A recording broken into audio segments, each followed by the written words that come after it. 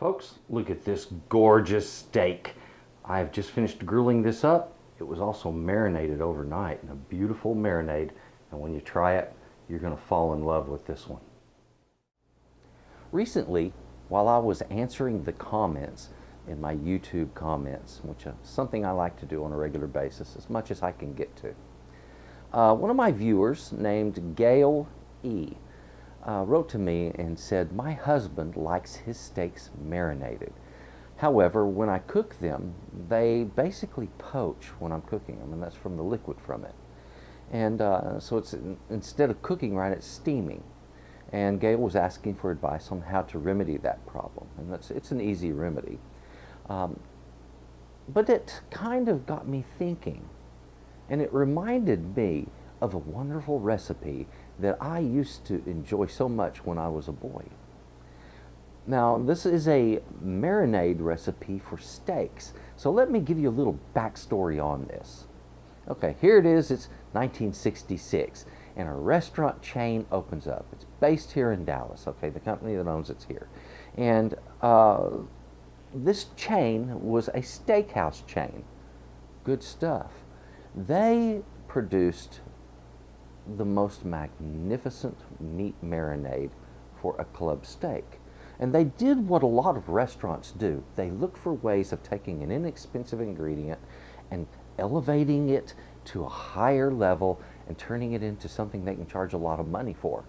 And that's what they did, is they took a piece of sirloin, they marinated it up the right way, and were able to sell it because of its tenderness and its flavor. They were able to sell that right next to things like a strip steak for a very similar price. If I remember right, it was $1 or $2 less, but not substantially less. They were selling at a very similar price. So their profit margins were very high on that particular item. Now, the neat thing about this recipe is it takes a beautiful cut of meat, which is very beefy, that is somewhat tough and a bit chewy, your sirloin, and it tenderizes it and makes it as tender as that loin cut. Sirloin is tender, but not as tender as the loin, and what we're looking for is that finer quality, and that's what it gives. This recipe is filled with acidic juices, and it's those acids which break down the meat fibers. Actually, it's connective tissue is what they're breaking down, so that the meat fibers tissue is softer to the palate, easier to chew. And that is what we're going to do. I'm going to show you how to marinate meat. It is so good when it is done right. And this recipe, this is banging good, and it's going to have you coming back. This recipe, if you'll, you can Google this. It's all over the internet. It's popular, and that was because it tasted good. The first time I prepared this recipe, believe it or not, I was in cooking class, and our teacher pulls it out, and she says, I want you to make this. Now, you might be saying, now, Chef, that's not your recipe. Well, it is my recipe. I've made my tweaks to it, my changes, so that it is my recipe now. And the changes were good ones. One of the biggest changes I made were taking the sugar out of this recipe. The Kensington Club recipe originally had sugar in it. I don't like sugar in my marinades, and I'm not going to use that because the things I'm putting in there already have their own natural sugars. It's not necessary. And those natural sugars have a little better flavor. So what I'm going to do is take that sugar out, and we're going to put in a different kind of juice. What we're going to do is take a look at these items here in just a moment and get busy fixing this up. But I do want to mention that the viewer that wrote me, Gail, thank you very much. You've inspired me to put out a wonderful recipe. And please try this marinade for your husband. And I think that you're both going to be very, very happy with the results. This is the Kensington Club marinade. Let's get at it. Come on. For this wonderful recipe, I have a total of 6 different ingredients other than the meat. So what we have is right here, this is pineapple juice, orange juice, this is some dry sherry, this is soy sauce, red wine vinegar, and garlic powder. Now folks, you can also use fresh garlic, but I learned it with garlic powder, and that's the way I'm going to teach it to you. Okay folks, so I want to take that pineapple juice, I'm going to pour it right down in here. There we go. Get that orange juice in there also.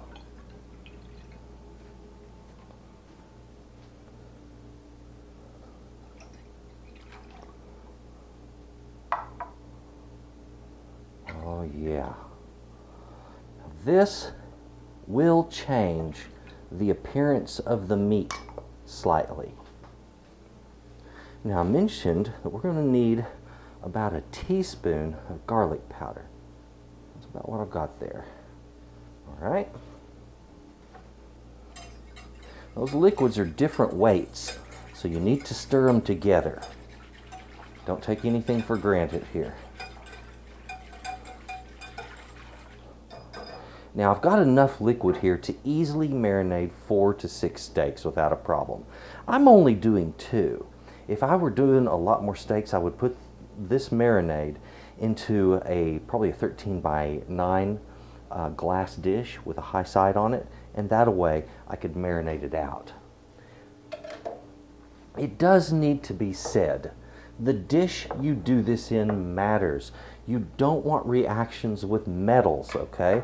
So don't use a metal bowl or pan to do this in, okay? Go ahead and do it in either ceramic or glass. There we go. Now those are going to just float in there, and tomorrow I'm going to have a big case of delicious.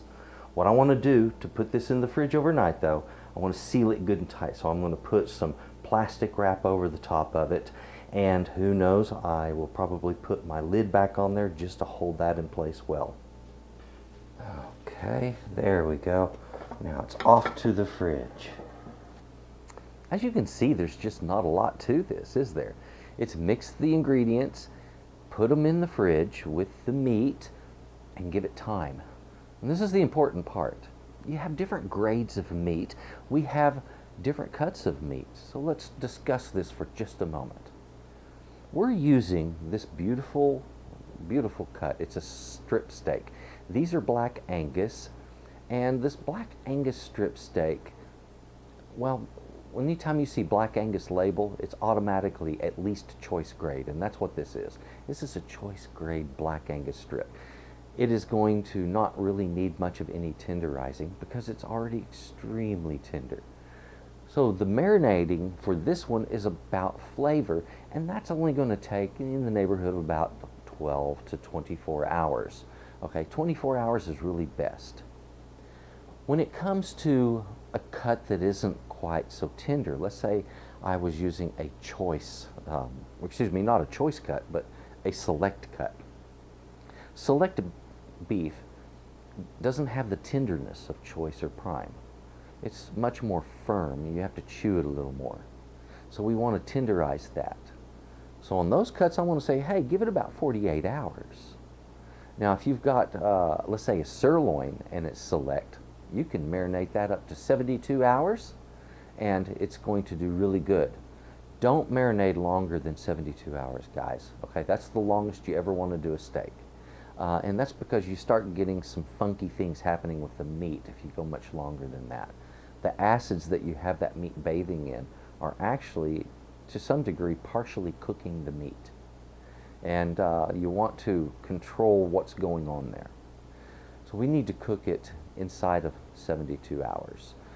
So there's your options. If you have a tougher piece, consider a longer marinade process.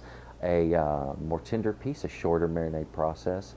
And as far as the flavor penetration, it doesn't change a whole lot 1 day to 3. What really changes those over those days is the tenderness of the meat. The flavor is very similar. So 24 hours gives you a fantastic steak. That's what I'm going for here, and I'm looking forward to it. After this, we're going to grill it up and enjoy. Well, I just need to hang out and wait for tomorrow. Okay, this is the next day, and if this looks a little bit weird, so you'll know, I'm using a different lens. This is This is my wide angle lens, so it's covering a huge territory. And you know, when you're filming with a lens like this, it takes a little bit different. Normally I would be way back and you'd see everything, my whole body, but I thought this would just be fun to mess with. So at present I'm like somewhere around 6 or 7 inches from the end of this lens. And I wanted to tell you about the side dish. Okay, I'm getting ready to cook these steaks up and I'm looking forward to this. I want something really stellar to put with it, just a side dish that pops, that really jumps out and is so delicious. And it came to me while I was at the market picking up the meat for this dish. I saw these little potatoes. They were different colors, all in a little bag together, basically what they call new potatoes. It's the young potatoes. And I decided to grab a bag of those. That would be so cool. And I'm going to poach these things. We're going to poach them in butter. So simple and so delicious, and a perfect side dish for a steak like this. Folks, let me show you how I do this. It's pretty cool. Oh, if you like the lens, this kind of weird thing, let me know. We'll do some more of it. It's kind of fun. So let's get in there. Here we have these beautiful new potatoes that I picked up. 3 different kinds, and it's a wonderful blend. So that's what I want, is just sort of an even mixture. Now I'm going to be adding this to butter. We're going to be poaching it in butter, and I'm going to be adding to that some MSG and some salt, because frankly guys, these 2 items take potatoes and turn them right on. It's like taking the volume on your stereo and turning it up. When you add that MSG, or as some folks are calling it these days, umami, or in some other cultures by other words, but this is a wonderful ingredient that just turns the flavor of certain foods on, and potatoes react well with it. All right, now also we got this right here, a pan of butter. That is a couple of sticks of butter. You got a cup right there, and I'm going to heat that up, melt it down, and slice these in half. If you wonder why I'm slicing them in half, we got the skin on these guys, okay? They've been washed, they're good and clean, but this skin is going to prevent the potato itself from taking in any of that majestic butter as they slowly cook. And that's what I want. I want to cook them in the butter until they get nice and tender, and then turn the heat off and let that temperature come down just slightly as it pulls the butter into the potato at that same time. So we're going to do this, get busy slicing them up. Okay, I've been moving things around and switched the lenses on you. I'm going to put a lid on this and get a low flame underneath it, and I want it to be very, very low. I just want to keep that butter at just barely the right temperature to keep it melted. So you'll know this was the lens I was using right there, guys. That is a Sigma 14mm. It's their latest, greatest little goodie, and it is a Jim Dandy. Okay, fantastic lens. I love it. Let's get on with this, because that's what it's about. Oh yeah, these little things are a bit kind of roly-poly-ish, and I think slicing them is a benefit for handling them. And the idea here, we just want, like I said, we want to get that butter up on the inside of the potato, and I didn't want all that skin blocking that. The butter has all melted out. Look at that. Now we got to get our other ingredients in there. Very gently put these in there. Don't just throw them in, because they can splash the butter out and burn you. You don't want burns, okay? So be gentle.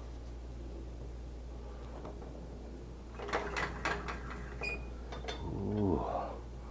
Did I fix just enough or what?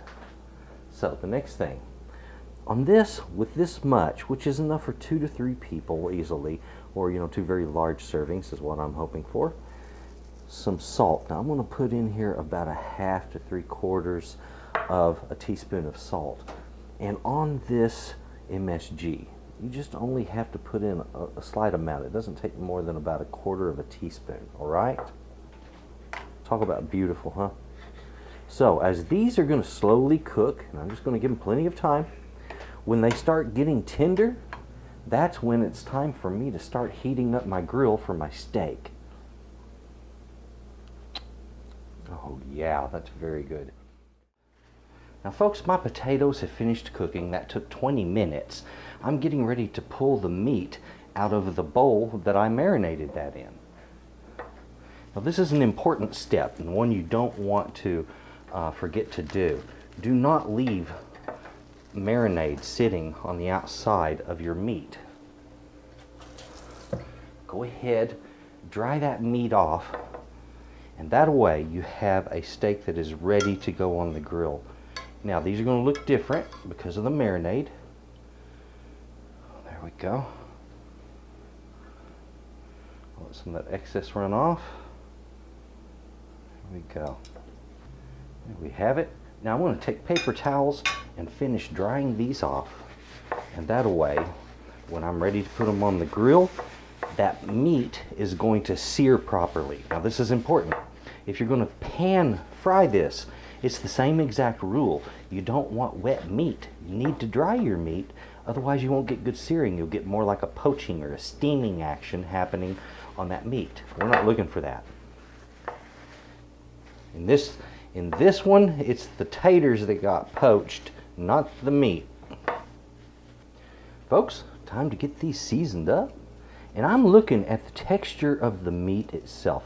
I can see where the fiber of the meat, the connective tissue, has been broken down by that marinade. It has changed the texture of this meat. I can see it before I even taste it, because I'm seeing voids in some of where the meat should be well joined. Now that it is all seasoned and I'm getting ready to put it on the grill, there is something I want to mention about this. I have a steak here that's 3/4 of an inch thick. I have a steak that's 1 inch thick. I'm going to be cooking these the exact same amount of time, and I expect to get the same doneness on the inside. How do I do that? Look, it's simple. Most every grill on earth has hot spots and cool spots. And once you discover those and discover how to use them, then it becomes very easy to do these. I will use the hot spots to sear off the fat, and then I will place this steak in the cooler location, this one in a hotter location, cook them for the same amount of time, and they will come out perfect, each into itself. This is part of the kind of the nuances and tricks of grilling, and something that can only be perfected with practice.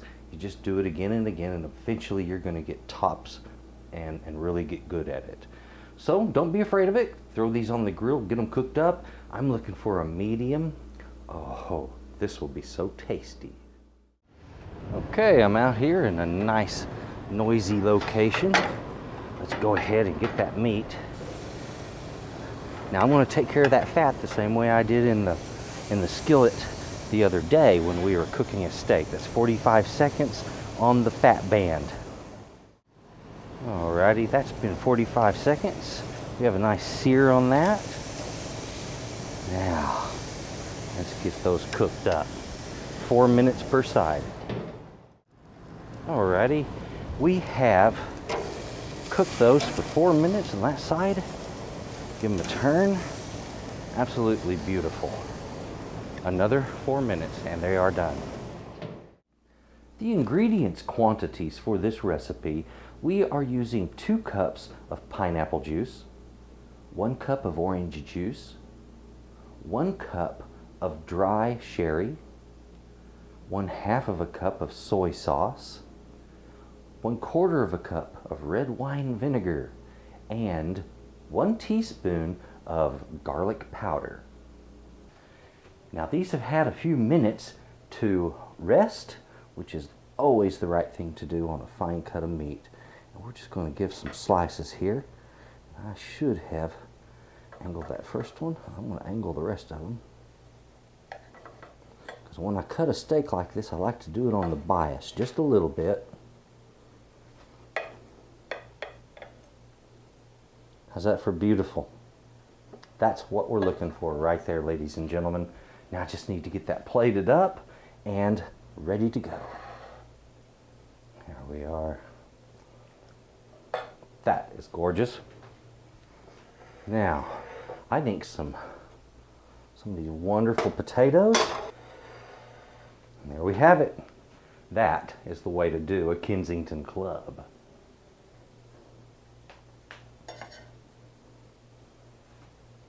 I've been enjoying the steak. You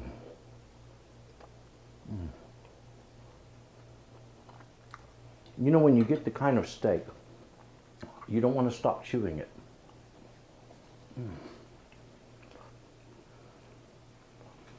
The flavors are so perfect. Whoever came up with this design of marinade was really thinking. They were right on it, and I appreciate the fact that I had the opportunity to learn this when I was younger, to make a few changes on it, to improve it, and to share it. Folks, oh man. You know, it's so cool when the side's as good as the main. Thank you so much for watching this recipe video, this tutorial actually. This one's a tutorial. Please take a look at the channel if you haven't been there before. And also, subscribe if you haven't, and you know, all of that good stuff. Do me a favor, share the video. This is a good one, and everybody should enjoy this marinade recipe. Once you've tried it, you're going to be enjoying it a lot, I'm sure. Thank you for watching, and folks, please have a good day. Bye-bye. Come with me. Yeah.